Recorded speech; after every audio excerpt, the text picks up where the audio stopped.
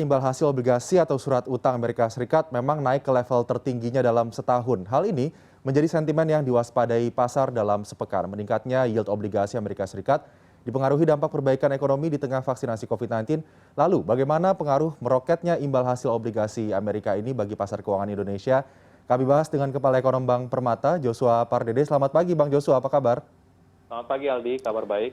Ya baik, sebelum kita mulai mungkin kita lihat terlebih dahulu bagaimana perkembangan yield obligasi atau yield treasury Amerika Serikat dalam sepekan kemarin. Teman-teman boleh ditampilkan datanya. Ini bisa kita lihat bahwa dalam sepekan ini yield obligasi pemerintah Amerika Serikat memang selalu ada di atas angka 1% begitu. Lalu ini menjadi sentimen yang terus diwaspadai oleh pasar keuangan termasuk juga pasar keuangan Indonesia. Ya, di sini bisa kita lihat datanya yield obligasi surat utang Amerika Serikat maksud saya, tenor 10 tahun, selalu di atas 1%, kemudian pada tanggal 26 Februari 2021 kemarin di 1,44%. Dan ini juga mempengaruhi bagaimana kemudian pergerakan yield obligasi bagi surat utang pemerintah Indonesia atau surat berharga negara begitu yang kemudian sempat melemah karena minat investor yang berkurang dengan surat utang asal Indonesia begitu dengan meningginya yield obligasi di negeri Paman Sam ini. Saya langsung saja ke Bang Joshua terkait dengan yield obligasi atau treasury Amerika Serikat ini yang meroket. Bagaimana dampak secara langsungnya terhadap pasar keuangan Indonesia? Ya memang yang perlu kita lihat juga adalah kenaikan dari imbal hasil surat utang pemerintah Amerika Serikat tersebut yang kurang lebih menurut perhitungan kami ini sudah naik hampir 50 basis poin bahkan ya kalau kita bandingkan dengan akhir tahun lalu yang masih di bawah 1%. Dan kenaikan tersebut memang dipengaruhi oleh ekspektasi dari pelaku pasar global terkait dengan inflasi di Amerika Serikat yang diperkirakan akan cenderung meningkat seiring dengan perbaikan ekonomi Amerika Serikat sendiri. Dan itu ditunjukkan juga ataupun diperkuat juga dengan beberapa rilis data ekonomi Amerika dalam 1 bulan terakhir ini yang menunjukkan tren yang cukup membaik. Sehingga memang kalau kita lihat dampaknya pada pasar keuangan Indonesia, ini juga terlihat sebenarnya sepanjang bulan Februari yang lalu, di mana imbal hasil surat utang pemerintah Indonesia yang tenor benchmark 5, 10, 15, dan 20 tahun, ini rata-rata khususnya ini mengalami peningkatan yang cukup signifikan. Khususnya yang tenor pendek, khususnya 5 tahun, ini kurang lebih naik hingga 40 basis poin sepanjang bulan Februari saja. Sehingga dan itu pun juga kita lihat investor asing juga sepanjang bulan Februari ini sudah keluar kurang lebih sekitar 11 triliun untuk di bulan Februari saja ya dibandingkan dengan akhir Januari. Sehingga memang kenaikan dari US Treasury yield tersebut mendorong ekspektasi akan adanya kenaikan cost of borrowing. Sehingga memang kenaikan dari ekspektasi cost of borrowing tersebut akhirnya memicu kenaikan bukan hanya imbal hasil surat utang pemerintah Indonesia tapi surat utang pemerintah negara di dunia baik yang negara berkembang ataupun negara maju ini trennya meningkat ya di tengah tadi kenaikan dari imbal hasil surat utang pemerintah Amerika Serikat.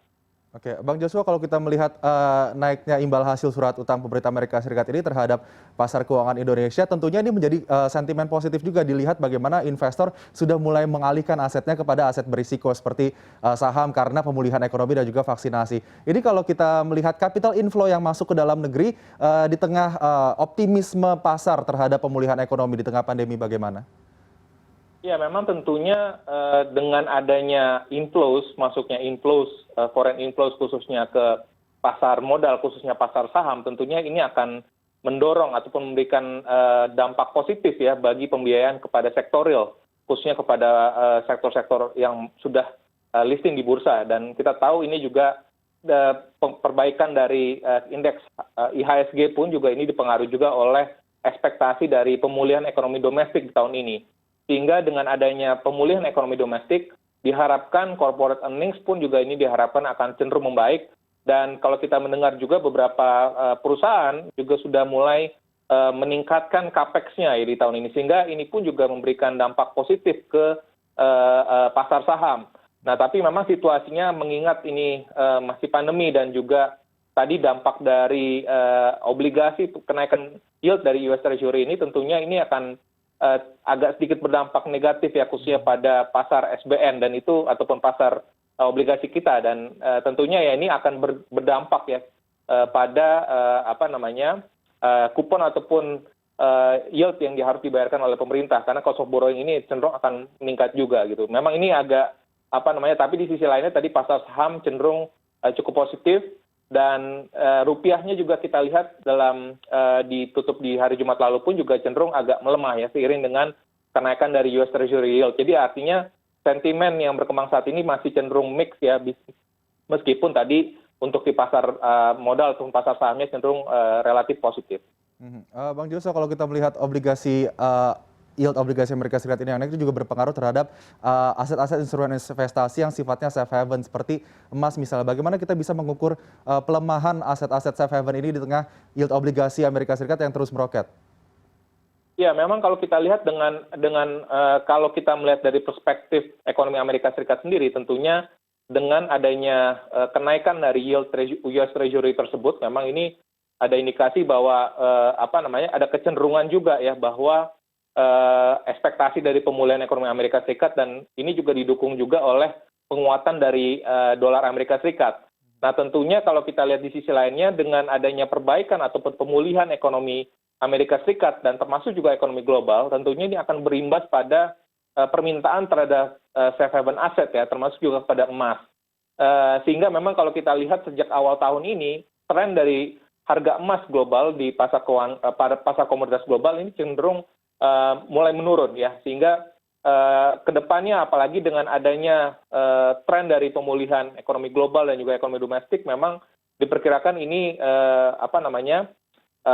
permintaan terhadap riskier aset termasuk juga kepada aset-aset pasar keuangan negara berkembang ini diharapkan akan cenderung lebih membaik ya, sehingga karena ini juga menjadi dasar bahwa capital inflows di tahun 2021 ini cenderung di pasar negara berkembang diharapkan akan kembali meningkat lagi ya, dibandingkan dengan posisi ataupun kondisi di tahun lalu yang kita tahu bahwa dengan dolar Amerika Serikat yang menguat, lalu juga kita lihat dari imbal hasil yield yang juga trennya juga cukup dinamis bergerak ya, sehingga ini menyebabkan makanya aset-aset safe haven pada tahun lalu ini menguat cukup signifikan. Tapi dengan kondisi pemulihan ekonomi global di tahun ini, kita harapkan ataupun kita perkirakan bahwa peningkatan dari harga ataupun aset safe haven termasuk juga harga emas ini cenderung akan semakin terbatas kembali. Oke, ada potensi menguat terbatas untuk emas, tapi kalau kita melihat pasar saham pada pekan lalu ditutup melemah meskipun tidak terlalu dalam, dan pagi ini sudah dibuka kembali menghijau. Sebetulnya untuk pengaruh terhadap pasar saham sendiri, bagaimana kita bisa mengukur pelemahan yang terjadi akibat adanya peningkatan yield obligasi pemerintah Amerika? Ya, memang kalau kita lihat di satu sisi memang ada kenaikan dari US Treasury yield, akhirnya berimbas pada penguatan dolar Amerika Serikat ya, dan juga kita lihat beberapa waktu ataupun seminggu yang lalu pun juga tren dari harga saham ataupun pasar saham Amerika Serikat pun juga agak terkoreksi.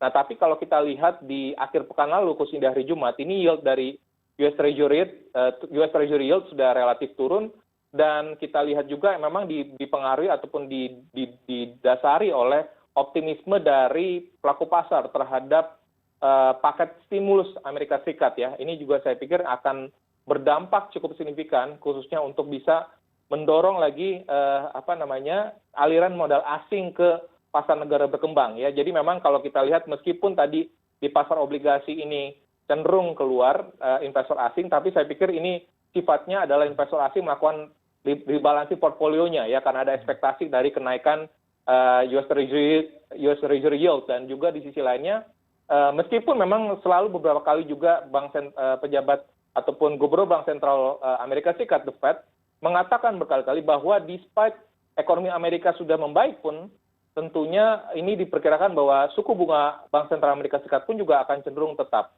Sehingga itu yang kita melihat bahwa secara fundamental memang kenaikan dari US Treasury yield ini cenderung bukan dilandaskan oleh fundamental yang cukup kuat ya, karena masih ekspektasi jangka pendek. Nah, tapi makanya yang kita lihat adalah investor asing cenderung akan melakukan rebalancing portfolionya, sehingga kita harapkan hingga akhir tahun ini investor asing pun juga akan kembali masuk lagi ke pasar-pasar keuangan negara berkembang. Oke, nah itu Bang Joshua, terkait dengan banyak investor asing yang melepas treasury ataupun obligasi di Amerika Serikat begitu. Lalu bagaimana daya tarik untuk treasury atau yield obligasi pemerintah Indonesia sendiri?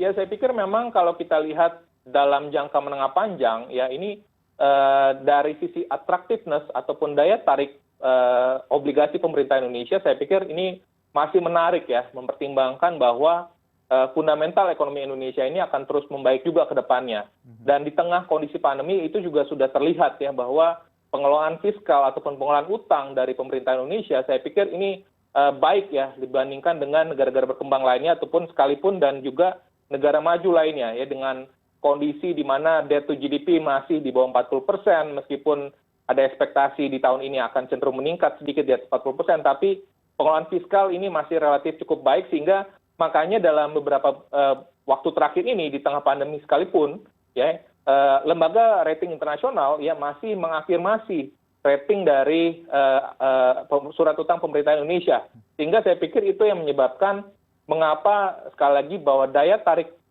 untuk pasar obligasi khususnya SBN ini masih akan tetap menarik ya, mempertimbangkan bahwa secara fundamental ekonomi kita relatif lebih baik dibandingkan dengan negara-negara di kawasan dan juga dibandingkan dengan negara maju lainnya. Baik, Bang Joshua, dengan begitu kita harapkan proses pemulihan ekonomi di Indonesia dan mengejar target pertumbuhan ekonomi di kuartal 1 2021 ini lebih cepat tercapainya ya. Terima kasih Bang Joshua Pardede, Kepala Ekonom Bank Permata, sudah bergabung bersama CNN Indonesia Today pada pagi hari ini. Selamat pagi Bang Joshua, sehat-sehat selalu.